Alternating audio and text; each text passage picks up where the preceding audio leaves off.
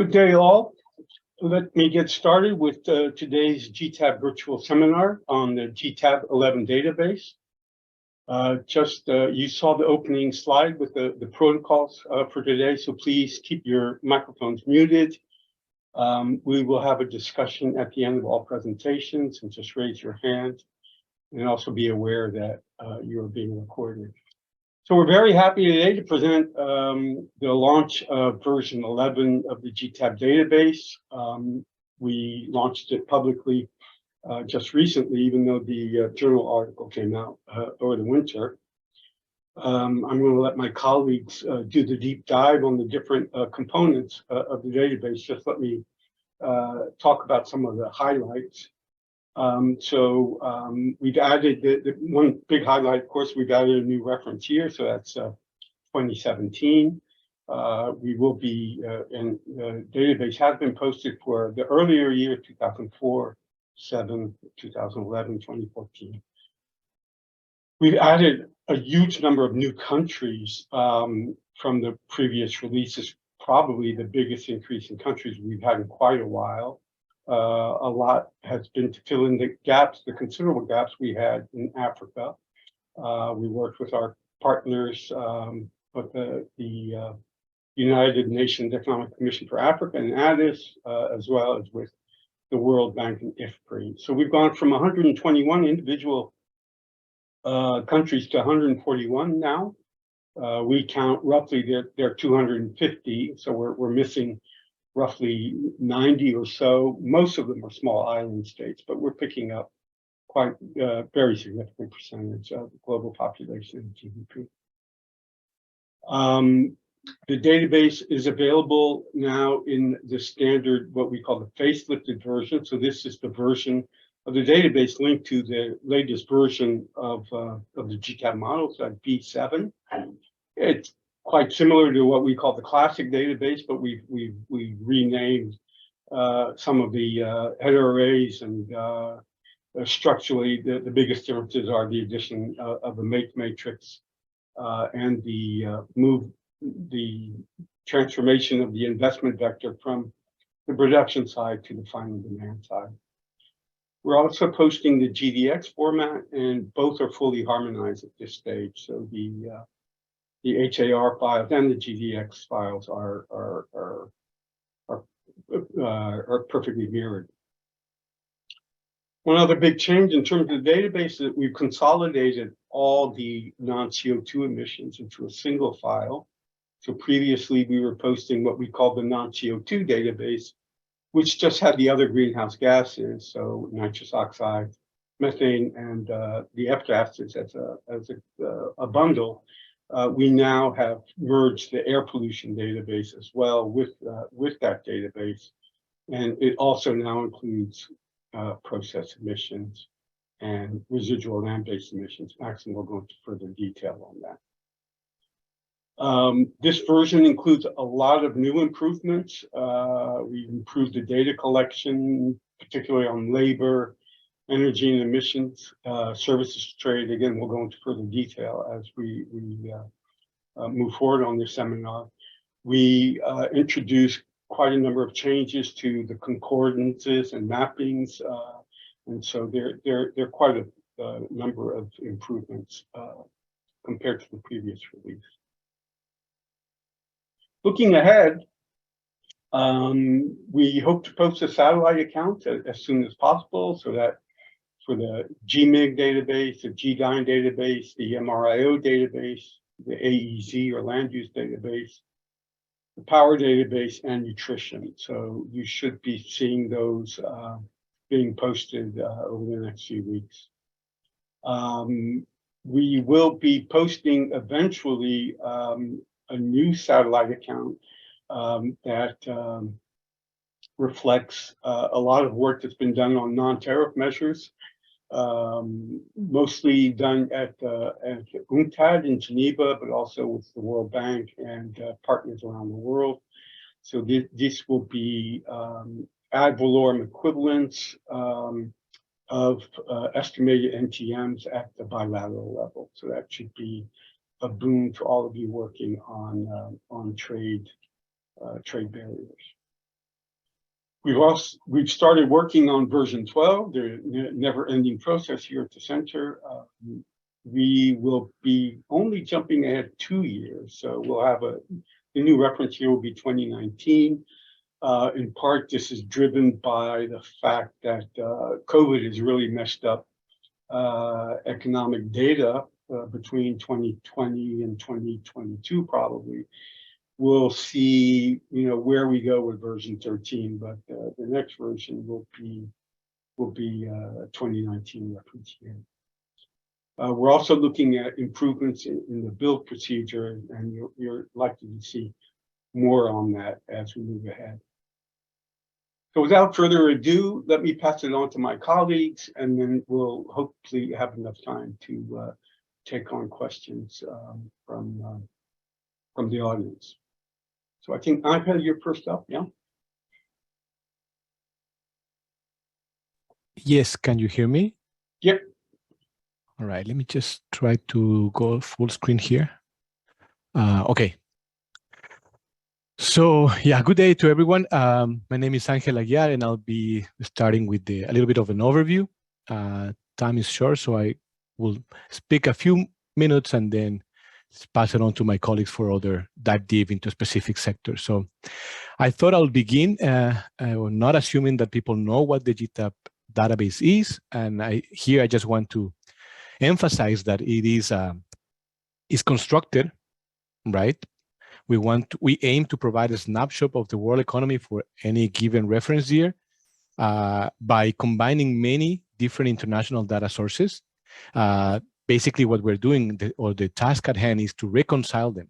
And there's always going to be a ranking or some items that when there's some discrepancies between two data sets, we always have to select one rather than the other. And that we are doing this to be an input into modeling for a GTAP model or other model that calibrates to the GTAP database, right? So this is for analytical use.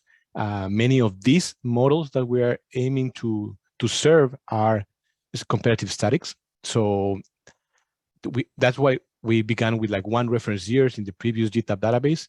And that's one of the differences in the new, more recent versions, that we have a time dimension attached to it. And I'll speak briefly about that in a little bit. So as Dominique mentioned, some of the features of GTAP 11 are that or the basics of it is that we have a greater regional coverage. You can see from the paper as well that we have in the Journal of Global Economic Analysis that we are covering most of the world GDP, right? Our individual countries represented in GTAP cover 99% of world GDP. And these 141 countries that we now have in GTAP 11 cover 96% of world GDP. So there's still some more countries that we could aggregate and extract them out of these composite regions that we have since previous version reduced by 1 to illustrate that GTAP is really aiming for a global coverage, that nothing really escapes our representation of the world economy. So whenever we get a new country IO table that it is not currently represented as an individual country, we will take it out of one of these composite regions. Now, GTAP 11 also has this additional new reference year, 2017, but we maintain the previous reference years that started since version 7, when in version 7, we released the 2004 reference year.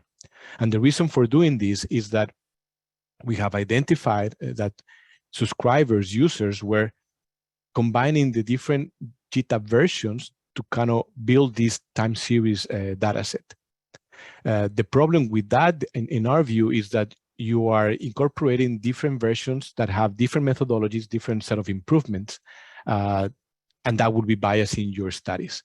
So by us constructing a time series for each version going forward, starting on version 7, we will at least assure you that the methodology would be the same. And this, of course, it was incrementally in version 8, only 1 year, 2007. But by now we have 5 years, and Dominique mentioned GTAP 12. So by then we're going to have a 6th year for which we have to construct all this database. And we aim to update all the data sources on top of updating also the methodology in order to incorporate improvements. So for example, if you were interested to get GTAP 11, you shouldn't be comparing GTAP 11 2014 with GTAP 10 2014, because there's a number of methodological improvements that we have introduced on top of using more recent data. And as we've observed in the past, trade data, GDP information, it gets updated at the source. So sometimes if you find a discrepancy, it's not that we have introduced a bug, but the initial source data has been updated. And we basically adapt that and introduce that. Similarly, if there is a discrepancy between one of the sources that we use and the data that we represent, it may mean that the original source has updated and GTAP has not been able to keep up with the more frequent updates that happen at the source. And for each of these 65, for each of these countries that we have, we represent 65 sectors in each economy.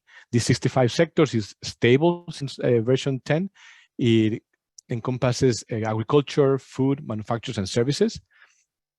And perhaps one of the novelties specific to this version is that while in GTAP 10 we had a specific version or a special version that incorporated agriculture production targeting in many countries in GTAP combining OECD and FAO, that we are now doing, we're not having a special version. The GTAP 11 features this specific improvement. Similarly, in GTAP 10, we had a specific version that incorporated energy subsidies. Now we have it as the standard release. So you will find energy subsidies in the default GTAP 11. Now, so there's additional new features that we have in GTAP, of course, on top of updating information. Related to energy and emissions, it's what is going to be discussed by my colleague Maxim Shepeliev in the next session, and regarding to some updates in terms of the way we disaggregate labor and the updating of income and factor taxes is what my colleague Erwin Coron will be discussing in the next session. What I'd like to focus more in this time that I have is on the increasing regional coverage that we have in GTAP. The 20 new countries are mainly coming from Central Africa. We also got some from Middle East, but we also, in addition to that, we incorporated 39 updated IO tables. So what this means is that when we incorporate a new IO table for an existing region, we call it an update of the cost structure implied by that input-output table that enters the GTAP database. And we are able to do this very vast work in the terms of IO tables on updating the contribution or making a country to be singled out in the GTAP database for your analysis, is that the IO tables are contributed by members of the GTAP network. So the one benefit of becoming a contributor is to gain free access to the GTAP database. There's these guidelines that we have posted in the contributors website, but also that you get preferential access similar to the board members by having access to pre-releases, interim releases that are typically closed releases of the GTAP database. This we do in efforts to improve the quality of the GTAP database so that you have an early release, you can examine the data, you should verify that your data is well represented after we introduce all the other data that we use to supplement the input-output table.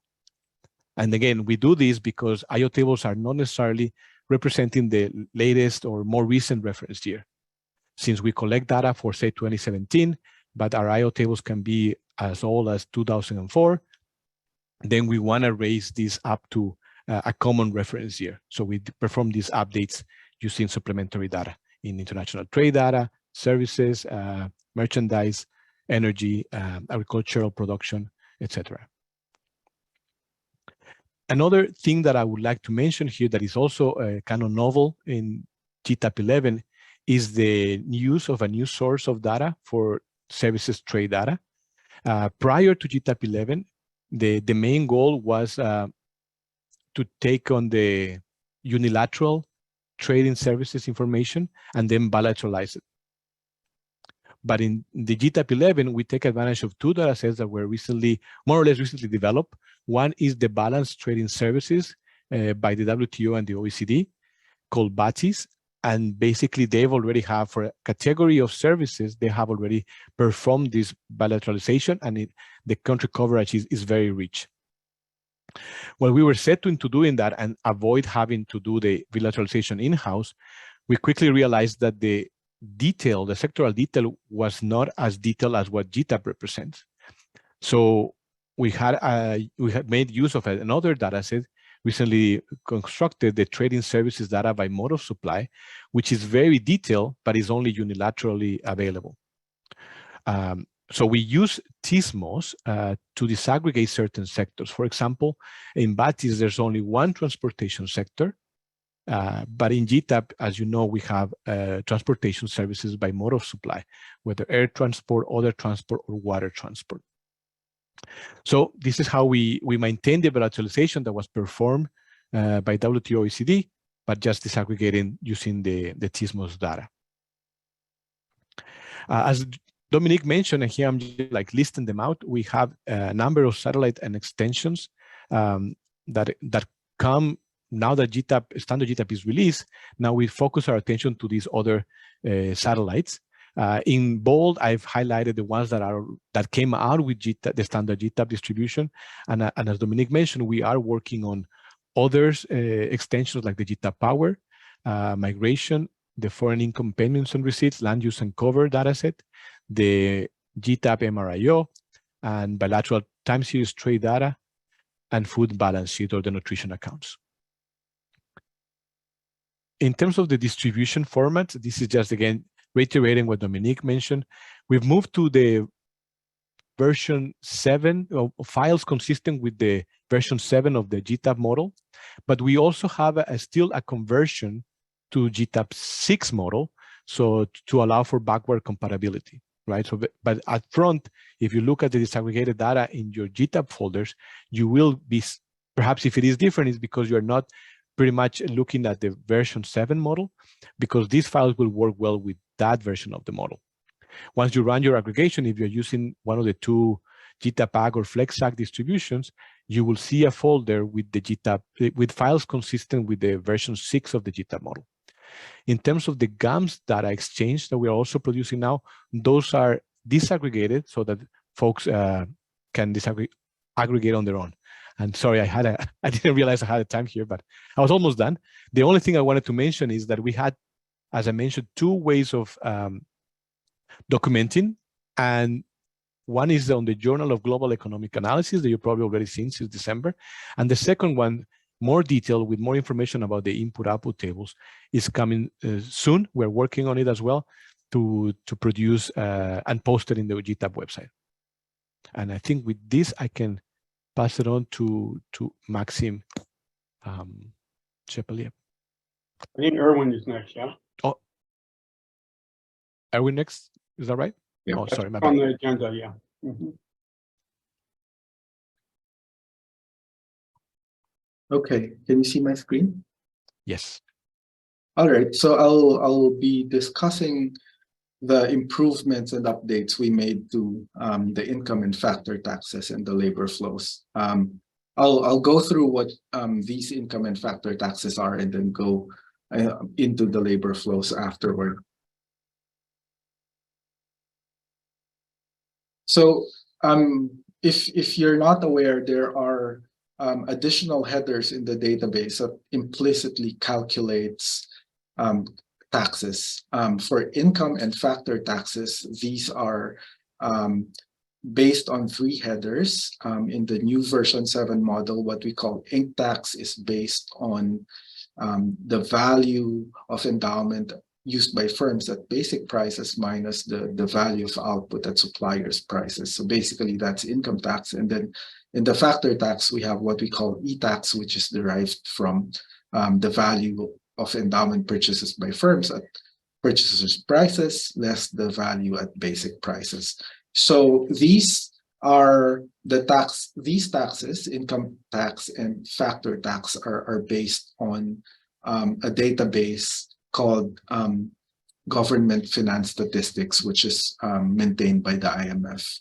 So since GTAP database version 6, we've been using income and factor taxes based on the IMF's GFS. And we get information from the GFS based on corporate profits, individual income taxes and profits, social security contributions, payroll and manpower taxes, and property taxes.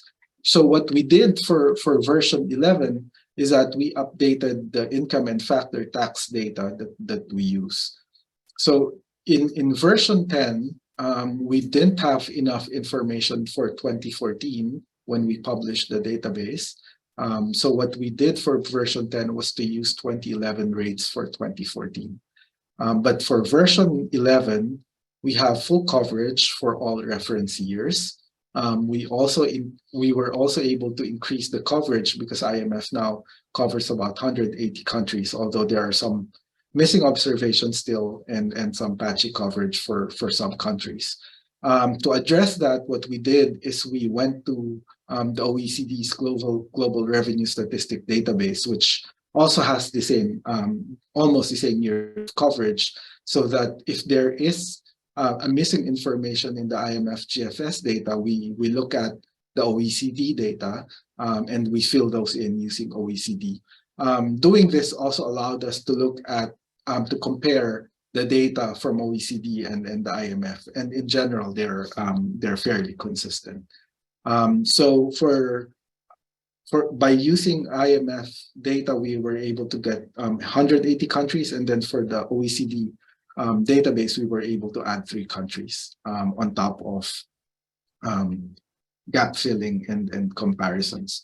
So the update and data processing was done by Wajia Saeed. So what she did is she extracted first. So we restarted from the beginning. We created a new process that allowed us to go from the start of the database all the way to the end. So we did extract and then processed and then gap filled some of the missing information. So we ended up with 183 countries from the IMF and OECD data, and then eventually applied them to 251 countries in the standard GTAP data build. And then afterward, once we have extracted and processed the data, we implemented them into the GTAP database. So we mapped the GFS tax classifications into GTAP endowments. So for example, the factor taxes that you see in the GTAP database includes the social security contributions, other factor employment taxes, and there's a uniform tax across industries to extend it towards industry. So previously, you can only calculate income tax which is uniform by industry, but in this case, even though we don't have much information on variation across industries, we made it into a 3-dimensional matrix that includes activities. So for income taxes, we now have labor income taxes and non-labor income taxes as well for corporate income tax. Just a note that the GFS do not account for the domestic support. So the domestic support is still recorded as part of the FBEP header that you find in the GTAP database. All right, so moving on into the GTAP labor procedure. So what we had from version 4 to 8 was 2 labor types classified into skilled and unskilled workers. And the procedure was based on a labor force survey of 13 countries. And regressions were estimated to predict the skilled labor shares for countries with no data. When we moved to version 9, there was a change in methodology. So we started using ILO as our base data.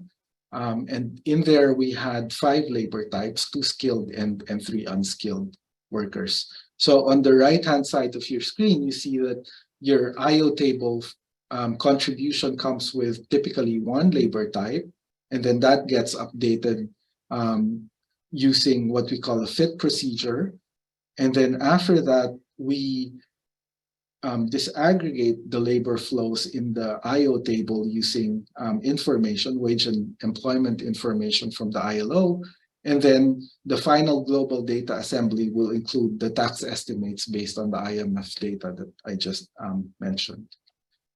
So in version 9 until version 10, all the information there was based on initial estimates by Weingarten and Tigas. So in there, it was based on ILO yearbook on 2008, and then wage and occupation data by Ustendorp for 2005. So what they did is they imputed wages for 5 occupations across 48 countries. And then they, at that time, GTAP was still using ISIC Rev 3, so they used ISIC Rev 3. And then on top of that, they had an additional processing by Walmsley and Carico to convert it into an input that is used by the GTAP database build. So the wage information has not been updated since the version 8 interim cycle. So for now, we have updated the wage and employment inputs based on ILO data. So what we did is we also created a new automated processing that allows us to go back to as much data information as possible. So we took advantage of ILO's new ILO Stat R package that lets us download ILO information or data directly. But the main challenge we had this time was that ILO previously was providing wages by occupation and industry. And the same for employment by occupation and industry. Nowadays, what they do is they don't provide those combined wage and employment information. They only provide one data with wage by occupation and then another data with wage by industry. So what we did is we constructed wage information using both wage by occupation and industry into a 3-dimensional matrix. So we have wage by occupation by industry. We also did the same thing for employment. We combined match merged employment by occupation and industry to come up with a 3-dimensional matrix of employment. And then we also moved to ISIC Rev 4 since GTAP is now using ISIC Rev 4, and we were able to update about 70 countries, mostly developing countries, using the new data. So what we did there is from the initial ILO match merging and processing that we did, the wage information is still quite noisy. So we followed what Chigas and Weingarten did for earlier versions. So we had a wage optimization that allowed us to calculate the wages by occupation and by industry. And we weighted that using this so-called degree of belief parameter, which is based on how far our estimated initial wage is from the standard deviation across all industries. So from there, we were able to update 70 countries, and now we, as a test case for version 11, we went for A to RST, but in the next versions, we can go down into the second digit level. So we will have more information at the second digit level, which maps well with the GTAP sectoral classification. So just very quickly, here's an example of the version 11 data from ILO. And on the left is version 11, and then on the right is version 9 and 10. So you'll see that in version 9 and 10, we had some quite patchy data for most countries, but in this case, the US, we don't have information for some countries. In fact, the total employment we had for the US in 2008, based on the ILO data, was 98 million. In version 11, on the left-hand side, we have quite good information. We were able to get it for almost all of those industries, and we were able to get, or we had about 192 million employed people based on ILO information for the US. And here's the wage data. Unfortunately, it's difficult to compare what's on the right-hand side and the left-hand side because of the shifting ISIC rev. One thing that you'll notice here is for that the wage for tech associate professional in for ISIC Rev 3, which is transport and storage, is quite high. But in version 11, we had wages that are quite close to each other compared to the previous estimate. And then here are the wage bill shares for the US in the final GTAP database. So the one on top is version 11, and then the one at the bottom is version 10. So you'll see that in version 10, the wage bill shares for the US of office managers and professionals are quite high in the agricultural sector. But in version 11, we were able to update that, and then you can see that about 40% of wage bill shares are in agriculture are now related to agriculture and other skilled workers. For services, they're mostly similar towards the end here on both diagrams. So that we were able to update and improve on previous data. So just to wrap up my part here, so looking ahead, we are producing a labor satellite database for V11. And this time we will provide wage and employment volume data associated with this labor satellite data.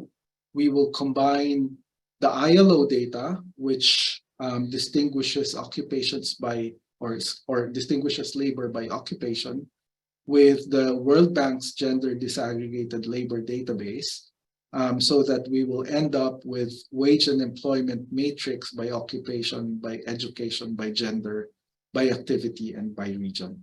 And then we will use this as part of our inputs to version 12. And then in version 12, we will also update all wage and employment data for all reference years compared to what we did in version 11, which is only update 2017 labor and wage data. So I now pass on the floor to my colleague Maxime, who will present on energy and emissions. Thank you, Erwin.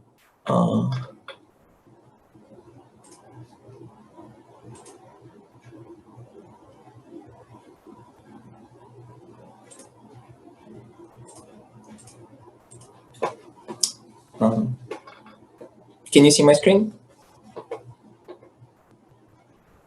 It's good, Max. Okay, thank you. So yeah, in this part of the GTAP 11 overview, I will discuss some improvements that have been introduced to the energy and emissions data in GTAP. So as you might know, the energy database is one of the core data sets that is used in the GTAP and which overrides the input-output part of the contributed tables to the GTAP database. So essentially, we collect data from multiple sources, largely relying on the International Energy Agency extended energy balances, but also complemented with data from OLADE, Comtrade, US Department of Energy, China Energy Data Book. And we construct energy volume flows, price data, well, and essentially value flows and tax rates. And with that, we override fully the supply use parts of the input-output tables, including trade. So with considering that it's an important input to the GTAP database, it's also vital to keep it up to date and as far as possible, kind of to include the best available data. So with this, we have introduced a number of new revisions to the GTAP 11 energy database. So first we have, and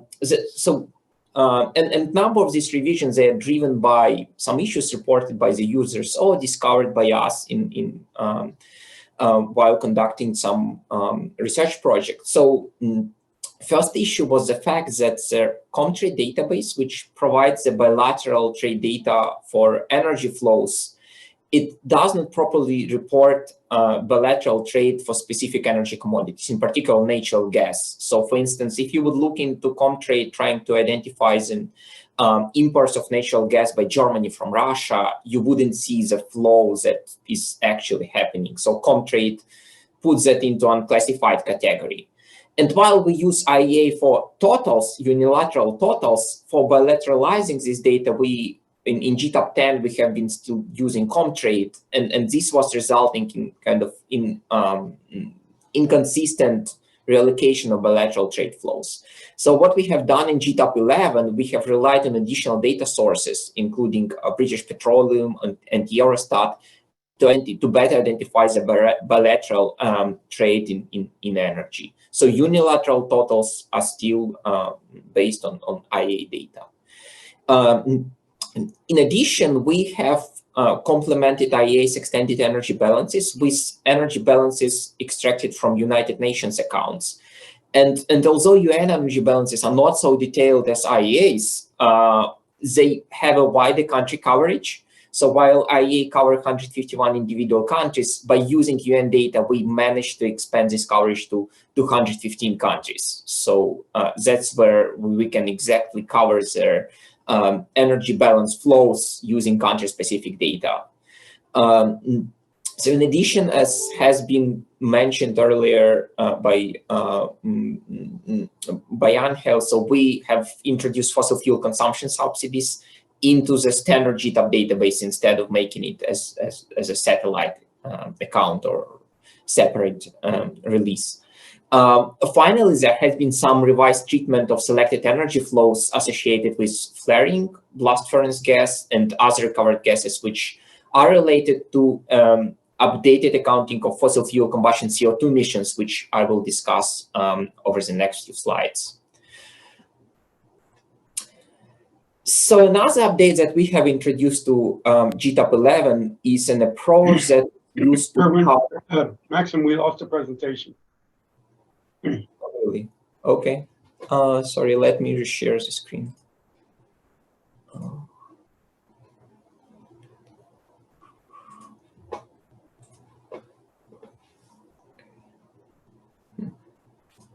What about now?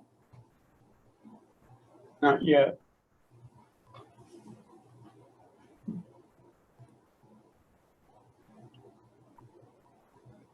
Is it coming or? It says it's that you started, but we don't see anything. Okay. Can you continue without the presentation? We Yeah. don't have much time left. I will try to reshare. So another update which we introduced to the GTAP 11 database is accounting of combustion CO2 emissions. So since GTAP version 5, we have been using an IPCC 1996 method to share their to estimate their fossil fuel combustion CO2 emissions, and the issue with that was that previous one please, and even before this. So slide number 3. Perfect. Yeah, this one. Thank you. And the issue with that was that when we were comparing global CO2 combustion emissions, we have been observing some moderate discrepancies in the range of 6 to 7% between GTAP estimated emissions and emissions reported in some other data sources such as EDGAR database and IEA data. And in both cases, GTAP was underestimating fossil fuel combustion CO2 emissions. So in this release, we attempted to address this issue. Next slide, please. And we made 3 revisions to their accounting framework. So first, we have transitioned from 1996 to 2006 IPCC guidelines. And with that, what we included is revisions to the carbon content for different fossil fuels. We also implemented carbon content estimates at the detailed commodity level rather than at aggregate fossil fuel level, such as petroleum products. For instance, in the previous revision, we now go for diesel separately, aviation fuel, and so on. So this allows for better estimation of the carbon content values. And we also updated the estimates of the value of the fraction of carbon that is not oxidized using a more up-to-date 2006 guidelines. Another point that we have revised is the treatment of the CO2 emissions from flaring. So flaring is when you mine natural gas, for instance, there are some gases released, and that gas is kind of combusted. It's at the point of where it is mined.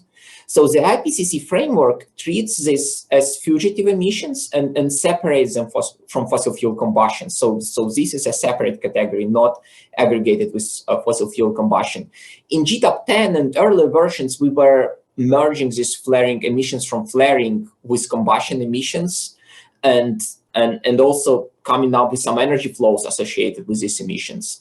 So in GTAP 11, we have now separated flaring emissions, and we are now reporting them in their complementary greenhouse gas emission accounts. And this is consistent both with IEA and IPCC treatment. Next, please. And finally, we introduced some differences to the accounting, some changes to the accounting of emissions from blast furnace gas and other recovered gases. So in the earlier versions of GTAP, these two categories, because they do not explicitly kind of are used as an fuel commodities, so they have been discarded to avoid complications by merging it with a chemical industry as a supplier of fossil fuels. But a major issue here is that these gases have a very high carbon content, 2-3 times higher than, for instance, coking coal. And as a result, discarding these flows was essentially reducing global emissions by around 2%. Yeah, so we now introduce these flows to the database and thus account for emissions associated with these flows. Next, please. So as a result, after these revisions, as you can see here, we are now very close to the global CO2 emissions reported by both EDGAR and IEA, and discrepancies across years are within the range of 0.1 to 0.2% on average. Yeah. So our global totals now look much more consistent with other sources. And we also reduced discrepancies, of course, at the country level. So we also did comparisons across countries, and we see major improvements there. Next, please. So finally, another dimension of emission accounting that have been improved in the GTAP 11 is complementary greenhouse gas emission accounts and air pollution accounts. So for the greenhouse gas emissions accounts, we now include process CO2 emissions. These emissions associated with production of, for instance, cement and fertilizer production. And in general, this is a relatively important emission category. So we have now introduced it to the complementary greenhouse gas emissions file. Also, we have split fluorinated gases, which are used in some industrial processes, for instance, in refrigeration, into 25 types as reported by EDGAR. So these are explicitly distinguished in the database. Before that, it was a single category.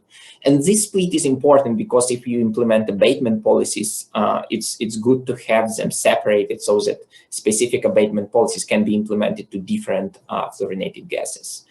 Finally, we are now including land use emissions of greenhouse gases associated with biomass burning, and that's reported kind of aggregately as an aggregate category, not separated by sectors, and also emissions from drying pasture land and cropland for future agricultural uses, and these are mapped and distributed across activities. Now, finally, we also made some revisions to the complementary air pollution accounts, and these are based largely on the EDGAR data, but also with some additional estimates for the land use related emissions using combustion factors collected from multiple data sources.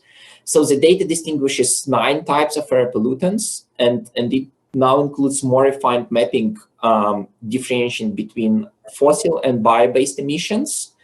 So what you might notice in the new GTAP 11 database is that the largest share of emissions are now associated with burning woods, so the bio-based emissions represented by forestry sector as a fixed in GTAP. And that is driven by the fact that EDGAR has split reporting of fossil and bio-based emissions, which allows now for a better mapping in the case of GTAP. And the nice feature about the GTAP air pollution database is that because of its reliance on EDGAR database, it can be directly mapped to some of the widely used atmospheric source receptors models for estimating, for instance, air pollution related health co-benefits. So you can map outputs from GTAP to, for instance, TM5 FAST source receptor model, and this would allow you to estimate the corresponding health metrics. That's all on the energy and emission side. Thank you. Thank you, Maxim. We've gone a little bit over schedule, but we have around 15 minutes for Q&A, and I think the team's willing to stay longer for those who would like to stay online. So please raise your hands if you have any questions or comments regarding the database, or you can use the chat as well if you prefer. So Anke, I think this for you. Is there an expected release date for the land use satellite data? Yes, I think I heard that early May could be the date, so it's not going to be as long as traditionally has been the case. But I guess not to put anybody in the spot, let's just say before the conference. So by June, by early days of June.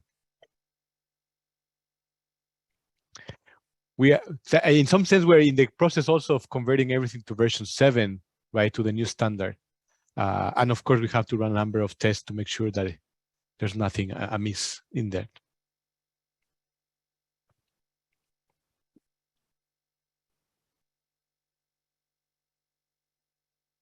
The next one, congratulations for the team. Good. Thank you very much, Renato. We always like to get applause.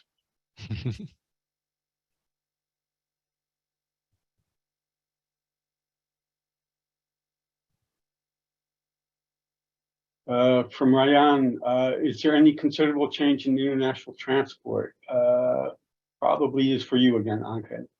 Yeah, I mean, it's always tricky to judge, right? Because we are basically taking a new data source.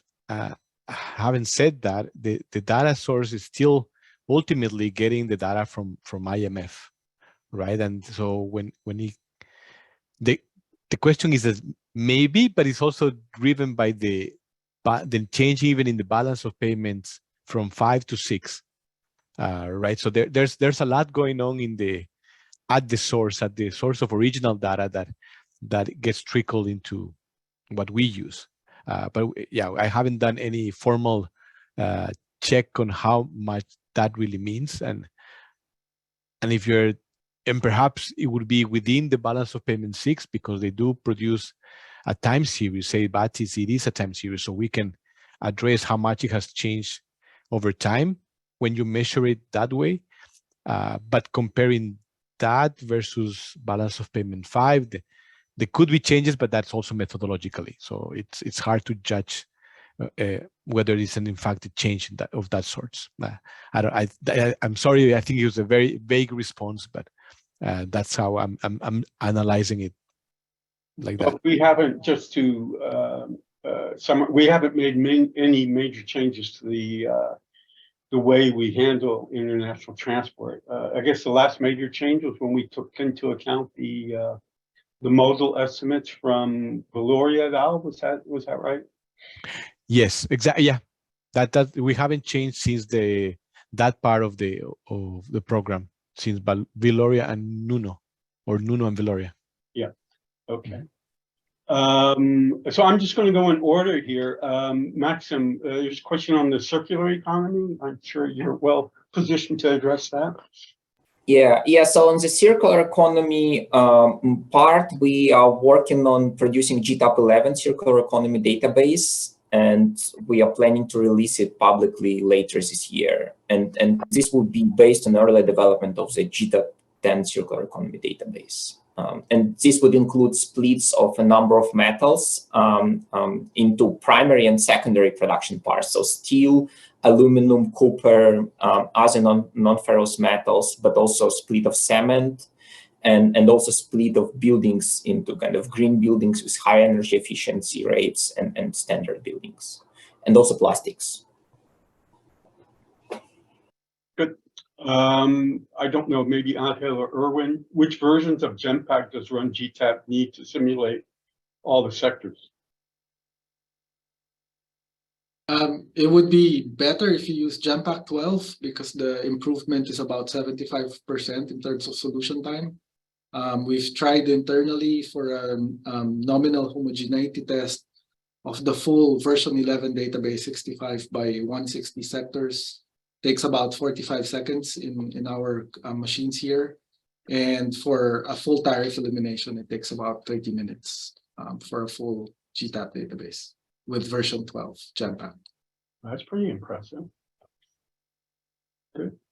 From Madan, just want to clarify if the non-CO2 emissions is now integrated with the database, or will it be released as a satellite database soon? So no, we have the non-CO2 database is available in both HAR and GDX format. And unlike previous versions, it also includes the former air pollution database. So that's been merged with the non-CO2 database. And as Maxim said, we also now include process emissions. So it's a much more complete accounting for both greenhouse gas and non-greenhouse gas emissions. I think there's a further question from Julio on the non-CO2 emission database. The other change, again alluded to by Maxim, is that we have disaggregated the former F-gas bundle. Now is disaggregated into 25 different fluorinated gases. So for those of you who are using this database, you'll have to be careful when you aggregate, if you decide to aggregate the fluorinated gases, to make sure that you use the appropriate global warming potential weights. The database does include the global warming potential weights for from 3 of the IPCC assessment reports. Traditionally, we've used AR4, the 4th assessment report, but IPCC does suggest to use the AR5 estimates, which we do provide. Next, from David, thanks for the big effort, guys. With respect to transport margins, Russian export gas to Germany and the Netherlands, but there are no transport margins. Are pipelines ignored? I don't know, is that Maxim, perhaps? Is that for you? I mean, for energy flows, we calibrate to whatever British Petroleum says in terms of bilateral trade. For margins part, we can check whether those are calibrated using this data. So I know maybe Erwin or Angel can add something on margins part, but that comes kind of separately from their energy volume flows part. Yeah, I would say that they shouldn't be ignored. They should be part of it. And the fact that they're not there is something for us to look further. So yeah, we'll take it as feedback, and we'll investigate why they're missing or where are they allocated. There's a question, Angel, on the composition of the African countries, specifically Burundi, Malawi, Central African Republic, Angola. I think the first three are separate countries. Angola is still part of a composite region. Yes, Angola for sure is part of an aggregate. Burundi is also not separately segregated in GTAP, but Malawi has been there, I think, for a few versions. Central African Republic is one that is new for GTAP 11. It wasn't disaggregated or separated.